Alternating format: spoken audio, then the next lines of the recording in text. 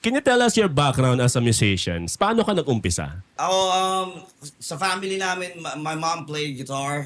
Ganoon. Tapos kami magkakapatid, we sing, but only in karaoke. Kasi meron akong knowledge konti sa guitar, pero hindi kasing gagaling nila. Sometimes I would just, like, make fun, like, mag-invento lang ako sa gitara kung ano lang. Minsan nga, di ko alam kung anong chords yun eh. Tapos tatanungin ko na lang sila. Minsan magsisipra sila, yun, invento. Tapos, just so happened that, sabihin ko ba?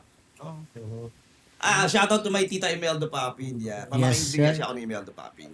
Yeah. So, So, blessed din ako na parang lumalaki ako, mga musician sila. Ganun. Tol, yung Nasa scene na rin. isabihin mo naman yung saka nag-voice lesson. Isabi, Huwag na yun. Saka nag-voice Hindi naman lesson. talaga ako, I'm not into alternative. Hindi talaga ako metal. Voice lesson. Ano ako, R&B nga ako na love song ako eh. R&B love song. Yeah bro, talagang... Kwento mo yung transition, ang lyric Yeah. nun. Oo, nagkataon lang Voice namin lesson. sa tato. Tapos, but I love kind of genre. Nahilig ako makinig talaga. Tapos, pag gagawa kami ng kanta, minsan, challenge ako kasi minsan, ipi-play na yung melody, lalagyan ko ng lyrics. Parang sa akin, parang challenge. Parang fulfilling, ganun. Ano yung challenge na find mo as a vocalist?